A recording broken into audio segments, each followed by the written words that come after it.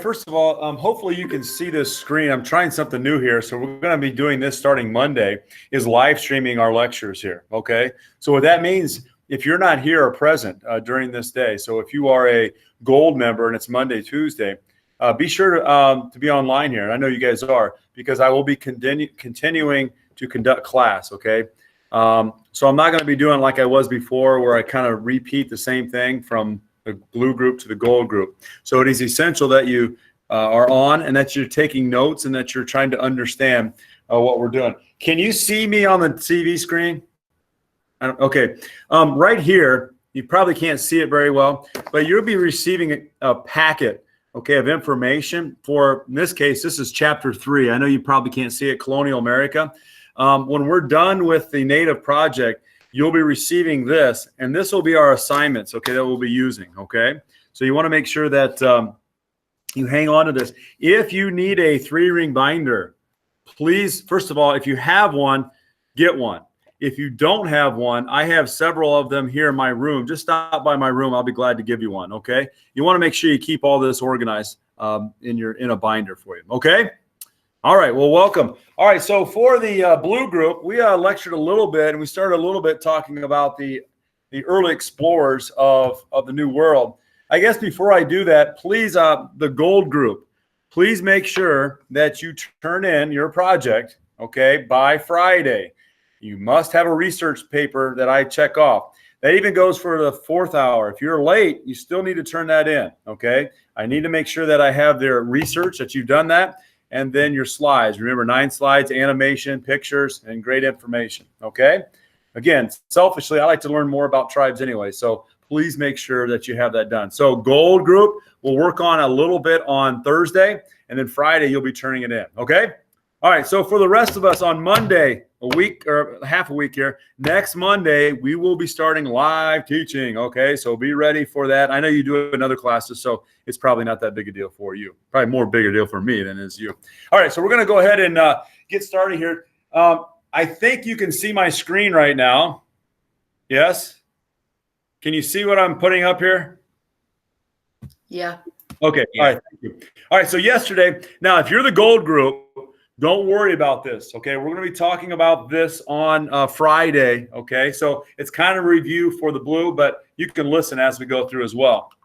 Okay, so we talked yesterday about the different types of reasons for exploration in the New World. It wasn't because people just wanted to have fun and go adventuring. No, it's economically driven, no doubt. We'll talk about the spices and the East Asia, about the markets there, and we'll get into that for the gold group on Thursday or Friday, excuse me. Okay, so this should be familiar for some of you. All right, we also talked about a lot of the technology, okay? And we'll, again, gold group, we'll talk about this later, but certainly this are some important things that led to an exploration, allowed ships, allowed information to go farther, to go off the coast of Africa and other places, and to extend themselves all the way to North America, okay? All right, here's some of the exploration of the early people, which, again, we'll talk about a little bit later for the gold group.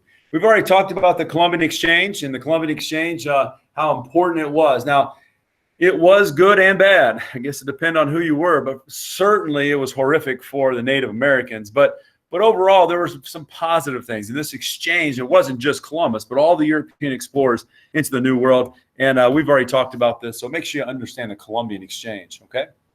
All right. Let's start something new here today. All right, so today we're going to talk about a different group of people coming to the New World, particularly right here in the Great Lakes, okay, in the Great Lakes region. Remember, rivers are highways. What river leads into the Great Lakes? Anybody? You know this one. You know this one. The St. Lawrence. Very good. The St. Lawrence Seaway, right? Or the St. Lawrence River, or whatever you'd like to say. This is, again, rivers are highways. And there's a group of people in the early 1600s that are making their way to North America. Now, we're not talking about the British yet. We'll get to the British. We'll actually focus on the British, but we certainly need to know about the French right here. This is the French. So, here we go. This is the French coming to the New World. Now, some of the early explorers of the New World were people like Jacques Cartier or people like Samuel de Champlain. And you must understand, Remember, we talked about the Spanish, right? And the Spanish on why they came here. Remember, G cubed, right? If you can remember G cubed, it's really important because G cubed stands for what? Go, Atlanta, go. G cubed. What were the Spanish looking for? Oh, Gold. they're looking for gold. There's something with G that has to do with religion, like God. religion. Glory and God. Gold, Gold, glory. God, and glory. Glory, that's very Glory, good. I did it. Absolutely, you did it. I know you could. Remember, gold. You got to, and we haven't talked much about this, but the one way in which countries gained wealth during this time was a term called mercantilism, and all that simply means is that a country's wealth, a country's power is determined by their wealth, and in this regards, gold, hard commodity, silver, those things were very, very important. Okay, to a country's wealth, and we know about the Spanish and how they treated Native Americans, right? The encomienda system, which enslaving Native Americans. And again, with the diseases of smallpox and measles and others, whooping cough coming to the New World, Native Americans didn't have a chance. And so many of their labor force were decimated as a result of this, okay? Now, the French are going to do something different. Instead of trying to control Native Americans, they are going to try to befriend them. Novel idea, isn't it? So remember, they're coming to this new world for not only exploration, but also something very important, something very lucrative, very profitable to the French. Anybody know what I'm talking? And actually anybody, but certainly Fur hats. the what? Beaver fur. It's beaver fever, baby. I'm telling you, beaver is a hot item. It's not only pragmatic, it keeps you warm, but it's also stylish in Europe at this time. Very, very important. Beaver trade to North America was not unique, even before the 1600s. Many of the settlers from the Basque region of Spain had their fishermen that made their way to Greenland and Newfoundland, had often traded in the 1500s, had often traded for beaver because, those Atlantic waters are very cold. And so beaver kept you warm and nice. And then they got to Europe, people are like, whoa, what's that? And they could sell them. They could actually triple their money by even wearing it and then selling it back at home. So there became a huge market in the 1600s for beaver fever, baby. Now you got to understand, beaver in North America is different than beaver in Europe. It's colder in North America in the northern parts, and so the fur was thicker and I guess more dense and actually more prized in terms of its value. So the French are going to try to do something very important. They're going to create relationships, a positive relationship with the Native Americans. Okay. All right. So as we go here, we're only going to talk about the French here today, and then we'll be done. All right. So French. This person right here, you can see on the screen here in the upper left-hand corner, is one of two people. Certainly a French person. You can tell by the canoe and kind of his dress, but certainly he could have been a voyager, and a voyager was someone who was sanctioned by the king. They were given permission by the king to trade fur, hunt fur, and those things in North America. And in return, they'd have the protection of the French government, but also the king wanted a little cut of that, right? They wanted a little bit of money of that, so they got a little cut of that deal. Okay, so it was kind of a win-win for both. Now, this could have also been a fur trader called a coureur de bois, and a coureur de bois was kind of an illegal trader. They weren't sanctioned by the king. They kept all their profits, so you can understand there was a little animosity between the runners of the woods, as they were called, or coureur de bois, or the voyagers. Okay, but anyway, regardless of who it is, you can see by this picture, a beautiful setting right there. But you can see the antlers in there. There's a bunch of fur. These are trade items from the Native Americans to the French. Now, the French also had a unique relationship too. They often would marry into Native American tribes. Most of these were males, almost exclusively males. They're not here to settle necessarily. There are colonies. We'll talk about Quebec, Montreal, right? Some of these French names, Détroit, right? They are French, but they're not bringing over huge amounts of settlers. Neither were the Spanish, okay? What makes it different between the English and some of the Dutch is that they bring families with them, okay? And that's a whole different story we'll talk about later. All right, so the French, as they actually, think about it. if you could marry a Native American woman and have children with them, what do you think that business relationship is? Is it better or worse? Way better, right? It's way better. And so these family ties. And so it might have been out of love. I'm not saying it wasn't, but certainly it was an economic relationship as well. Now, oftentimes they would have children together. It wasn't a big deal. Native Americans didn't really care about that. And they were called Metis, M-E-T-I-S, which were half Native and half French, okay, living, and many of them living right here in Michigan. You can see from this map up here, notice when they came to Michigan, when were the French in Michigan? You can see by the kind of the oranges, it might be kind of hard to see on your screen down there, but down in the bottom left-hand corner is the key. You can see around 1603 to 1673. Oh my God. You okay? Is this good? Are you okay? Okay. Okay. Yes. Oh, I'm sorry. That's okay, Elena. It's just people in the background. It's not me. It was Okay, all right, good. I was just worried Sorry. about it. Okay. But right here you can see, look at the UP up there. Could you imagine being a Jesuit priest and walking around and by Copper Harbor and places up by northern Michigan, the UP, very remote. Again, the French also had a goal of evangelism, wanting to convert people to Catholicism, but not like the Spanish.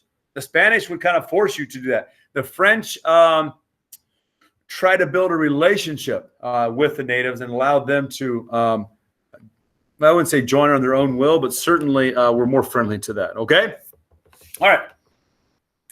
This right here, I think somebody said this is beaver right here. This is a beaver hat. Look how fashionable that is. I think someday that's coming back. The beaver fever right here. This is a beaver hat. There are all kinds of clothing. And again, wait till Benjamin Franklin goes to Europe and France. He goes in all in his beaver attire. He has beaver shawls. He has got beaver hats. And the French are just amazed by this guy called Benjamin Franklin a little bit later. Okay, at the bottom right of the screen is someone you probably know. I bet you know this name. He is a Jesuit priest. This picture is actually painted a scene in St. Ignace, Michigan. I don't know if you ever heard of St. Ignace, named after St. Ignatius in the Catholic Church. Anybody know who this guy is? The guy in the middle down there. He has a black kind of coat on. He's the priest, kind of pointing. You want to take a guess?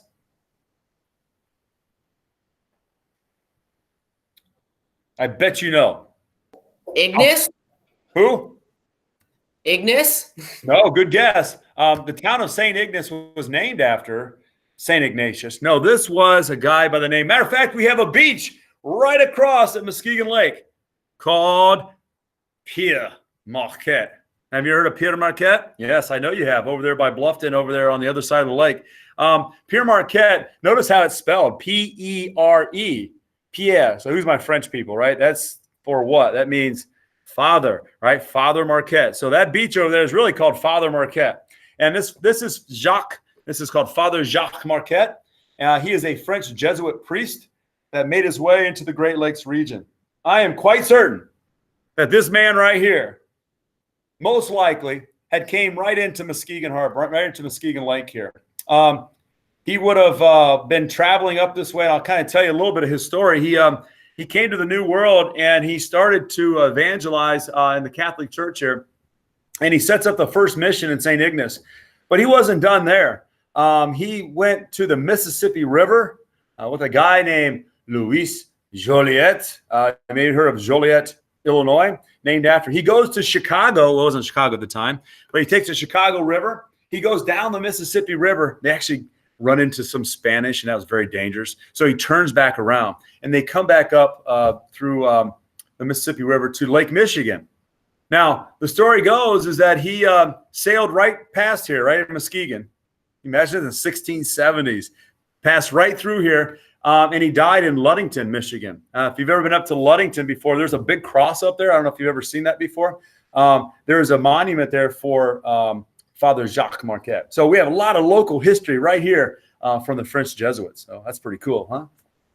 Okay, these are pictures I took when I was up at St. Ignace. If you ever go to St. Ignace, they got great patsies, and they have great history. And right here, if you go to, it's called Morin Bay, which is right there. If you ever take the Shepler Ferry from St. Ignace to Mackinac Island, that is Morin Bay. And this is where many of the French Jesuits would hold mass. They would have a trading post here for traders and settlers in the Great Lakes. And it was a very important spot in the Great Lakes region with St. Ignace. And so I was doing my history tour, and I was walking and taking some pictures. So hopefully you enjoy some of these. This is taken from the Strait State Park, which is on the St. Ignace side. This is on the UP side looking at the Mackinac Bridge. This is where they would have been. This is the Morin Bay Cove. You probably can't read that, but it says Michilimackinac Cove, and this is where meeting places. And you got to remember, you're talking hundreds of people. Rivers are highways, and think about the Straits of Mackinac, right? I mean, it's a narrow pass where two large lakes, and if you count the third of Lake Superior, that this is a meeting place for not only Native Americans, but French and later on English here, okay? There's a plaque right here in St. Ignace. There's actually a park here. I don't know if you can, I'm going to put it right here. It's called the Father Marquette Plaque. And you could read that for you. I'm not going to read it, but it tells about his journey to not only to Michigan, but also the Mississippi River, okay, and his achievements there. And if you go to this park right here, it's actually right across the bay there. It's pretty cool because they also have Father Jacques Marquette is supposedly buried right here. They brought him here. So that's pretty interesting if you like that kind of thing. So certainly a ton of history right here in Michigan. I mean, all you have to do is look at some of the names. Charlevoix, Mackinac, Detroit. Like we can go on and on and on, right? About these cities that are named after French people. Okay. All right. Oh, and there's St. Ignace if you don't know where it's at. Okay. All right. Any questions on the French? I wish I had more time to talk more about this, but the French influence in the New World. Now you're going to see the English are going to make a move here, and you're going to have two vying powers in North America. The French, who are in New France, which is Canada and the Great Lakes here today. Michigan would have been part of New France. We would have been French today, no doubt about it. But we'll see how this plays out. Now, the English 13 colonies, and then the French New France, and there's a battle. There's a war that takes place of control of North America. Anybody know what war that is? It's coming up. It's a major war. French Indian. Yes, the French and Indian War is coming up in 1754. Don't be confused. The French and Indian are the same side against the British, okay, and they'll be coming here soon, okay? The Beatles are about to arrive. English are coming, okay? All right, any questions on that? Oh, the Dutchies too. All right, we'll talk about the Dutch later. Now, what I'd like for you to do, if you are not Gold Group, you're not done with your project, we're going to work on it Monday. It's going to be due Friday. If you have not turned in your project, you're a blue, you need to turn that in. You're already late, but please turn it in, okay? All right, any questions from anybody? No? Man, Kendall, that chicken is good. It doesn't move. It pays attention. You should bring it in. Sorry, I'm sorry. Yeah, go, Elena. If we're in gold, can we just turn it in early? Is that okay? You can just make sure it's correct, okay? So make sure you read the syllabus. Make sure you have animation. I have a video on Google Classroom on how to do animation if you don't know how to do it. Make sure you have pictures. Make sure it's 9 slides, right? Make sure I have a research paper when you come in, okay? Thank you so much.